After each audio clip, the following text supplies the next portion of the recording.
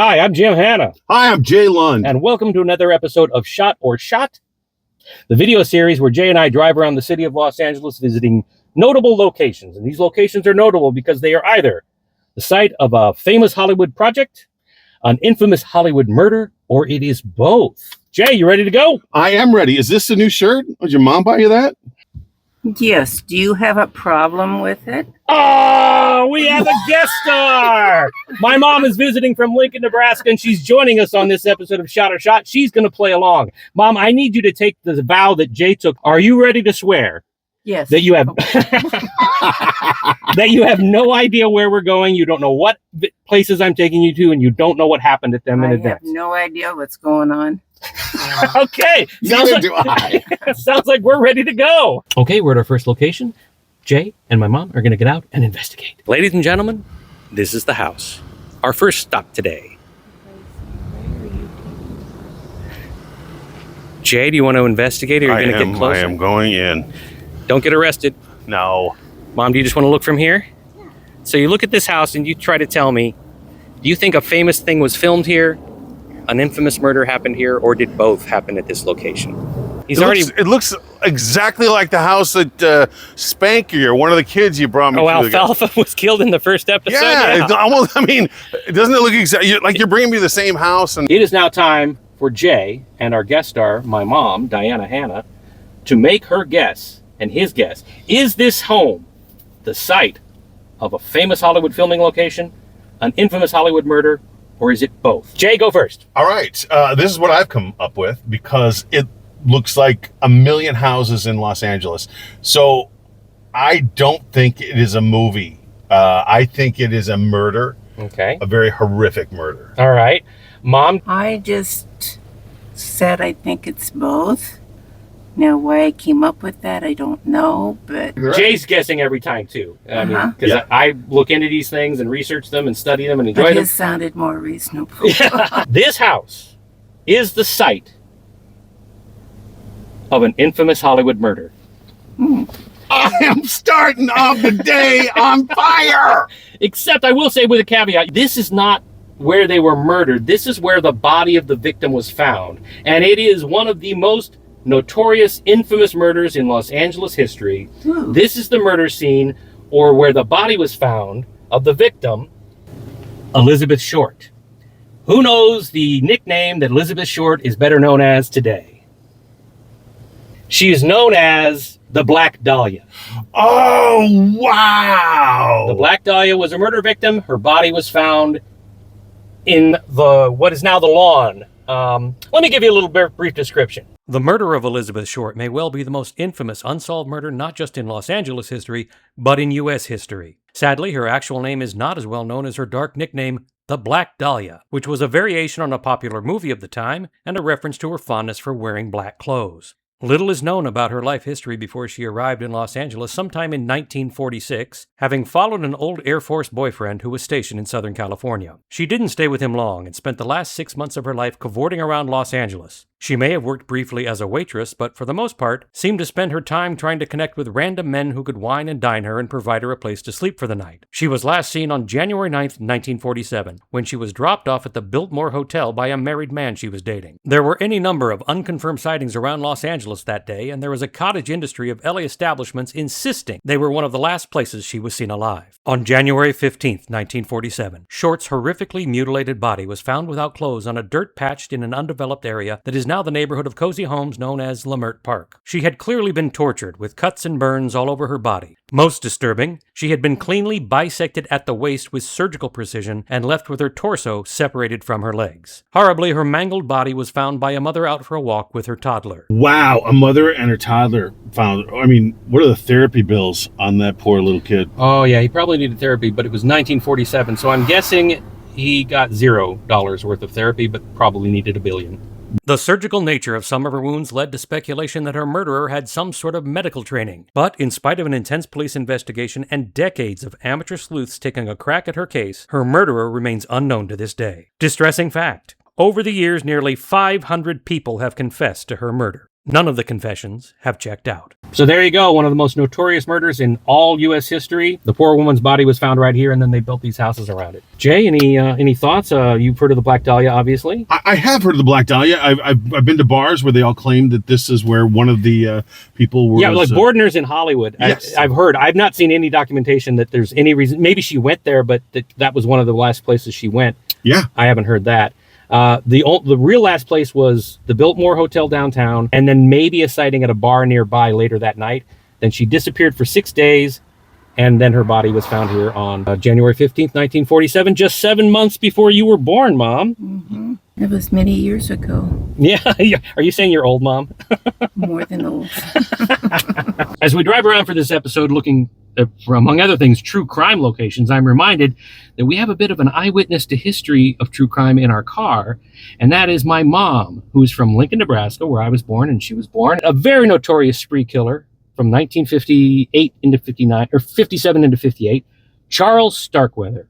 One of the first big true crime stories that burst on the national scene back then. And Charles Starkweather was a spree killer in Lincoln. He killed 11 people in and around Lincoln. My mom was about 10 years old at the time. What was that like? What happened to you? Everybody was very, very scared. When we left school, we had strict orders. You go straight home. You don't talk to nobody. Everybody was very, very frightened. It was very horrific what he did and his girlfriend. So yeah, I just thought we'd put it in here for a quick second because we were talking about true crime on this, and we have somebody who was around and aware and affected by one of the most famous true crime stories in U.S. history. So thanks for that insight, Mom. And this is our next location. Mom's taking a look. Jay's taking a look. It's a very handsome little home, and we are in Hancock Park neighborhood of Los Angeles.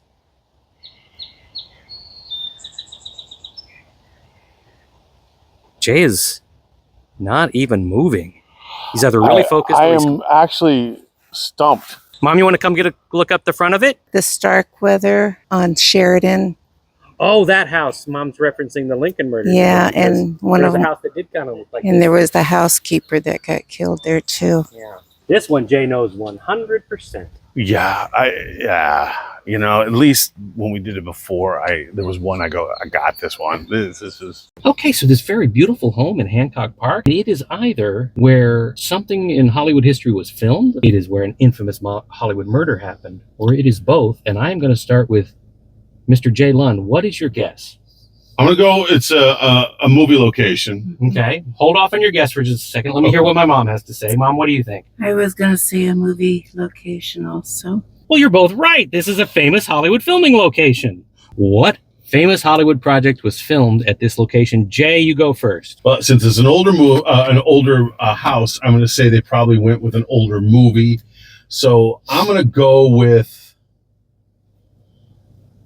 Oh, wow. The Godfather. I don't know. Is that your guess then? Yeah, it's a terrible guess. Mom, what do you think? What might have been filmed at this place? Segments of Gone with the Wind, even though it's not in the South. I'm going to give you each another guess because I'm going to tell you it's not a movie at all. It's a TV project was filmed here.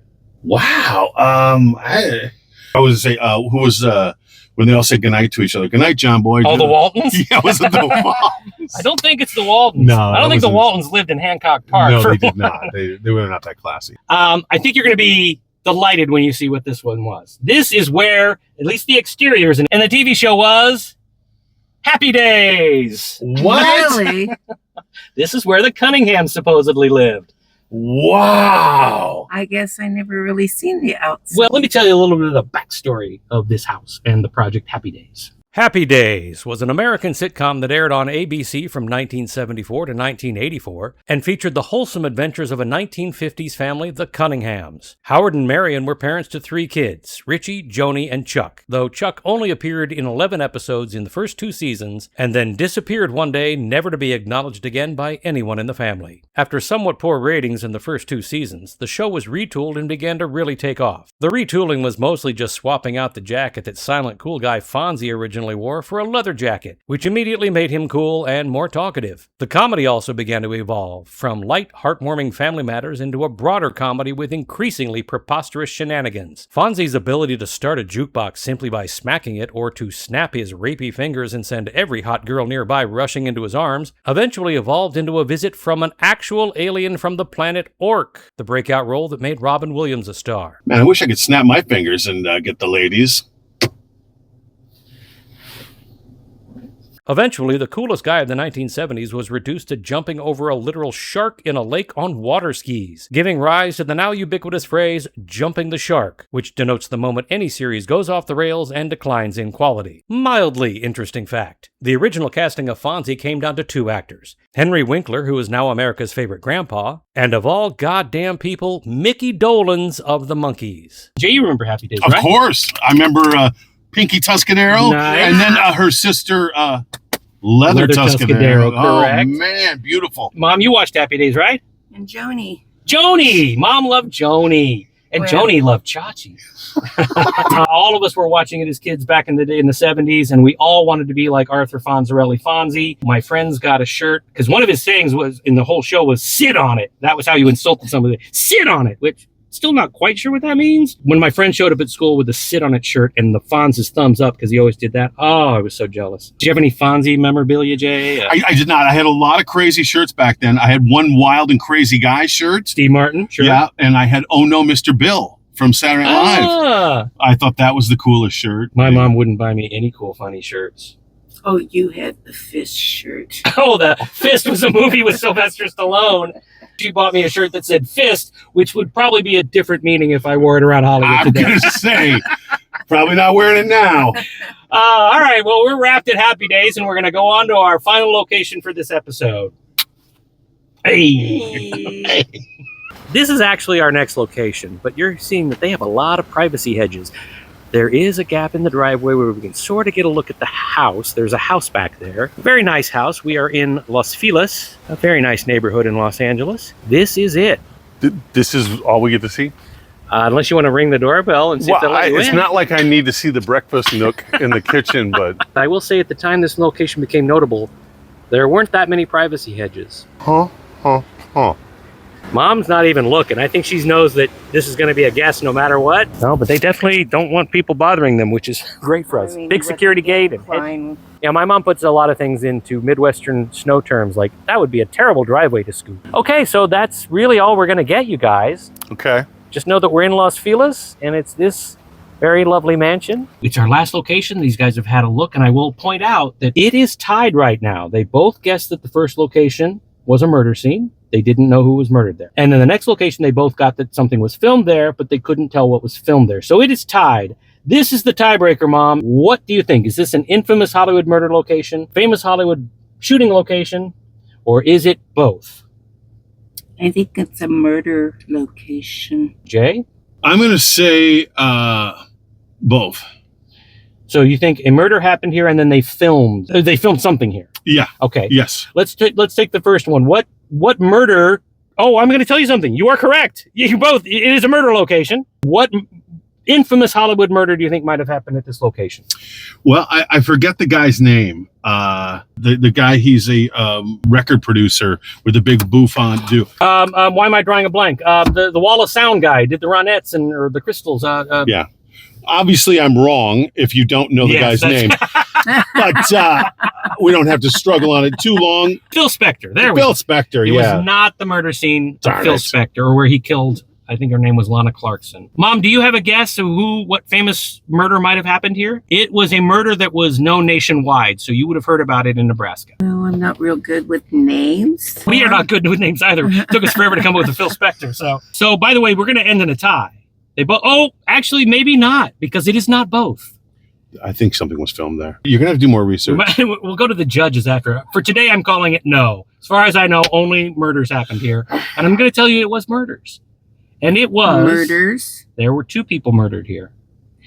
And they were... Oh! There were actually 2 people murdered here, and they were... Jesus Christ. iPad went to sleep. Boy, the people out there are just getting so No. excited. Just tell us. Just say it. Just say it. So actually 2 people were murdered here. And those murder victims were Rosemary and Lino LaBianca. Oh, I've heard the name now. Do you know who might have been responsible for their murder? Wow, no, I don't know this one. After the Tate murders, one night, the next night, these were victims of the Manson family murders. Really? That was the Sharon Tate one I was going to guess. The next night, Charles Manson brought more of his followers. And actually, let me just break for the narration right now. The granddaddy of all Hollywood true crime, the Manson family murders. On August 8, 1969, members of the Manson family shocked Los Angeles with the gruesome murders of actress Sharon Tate and 4 others at the Hollywood Hills home she shared with director and eventual convicted child rapist Roman Polanski. As the city reeled at the horror, Manson struck the very next night at the home of Rosemary and Lino LaBianca in Los Feliz. Manson led 6 of his followers, including the 4 who had committed the Tate murders, to a home he picked at random as he remembered previously going to a party at the house next door. Manson entered first and awakened the sleeping LaBiancas. Yeah, if you're going to murder me, don't wake me up.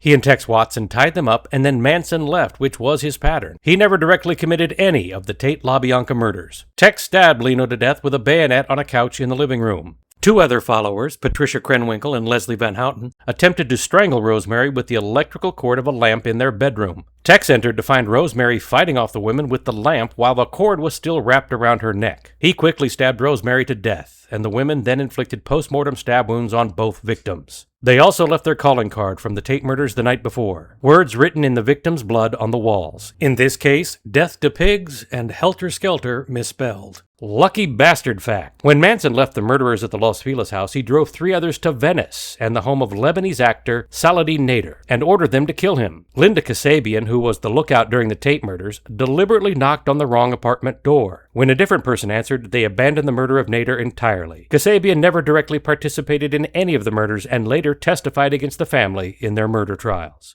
So you guys obviously know a lot about the Manson murders. Mom, do you remember 1969, what you were doing, and if you heard about the murders at the time? Well, in 1969, I was pregnant with your brother Garrett. I knew about it because it was all over the news for a long, long time. And then when they had the trials and everything else, you heard everything. And you obviously were aware of the Sharon Tate one the night before because Yes. you were telling me earlier you remembered that the most horrific part of that was that she was pregnant at the time. Any thoughts on the Manson murders, Jay? Any idea when they first came into your awareness? I never followed it, so it was always fascinating every time I heard a story about it. Even this, I didn't even know the second day murders. Oh, okay. Kind of at random, because he partied in the neighborhood once, he picked this poor couple. And he really didn't know them. Didn't know them at all. Anyway, that's it. Thank you so much. That's our final episode. And I will say, we're going to kind of call it a tie because they were both right at each location. That there was a murder scene, didn't know who it was. It was a filming location, didn't know it was Happy Days. And this one, they knew a murder happened here, but couldn't tell me what the murder was. So I'm just going to call it a tie, you guys. Well, was it a competition? I didn't know it was a competition. Actually, I would have done a lot more research. No, my mom bet $10 million on Polymarket that she would win this. So she's hooked. All right. See you next time. Take care. Thanks for joining us, Mom. Yeah, thank you, It Diana. was fun and interesting. That's it for this episode of Shot or Shot. Thanks for watching. If you enjoyed it, please give us a like or share. Come back soon for our next episode.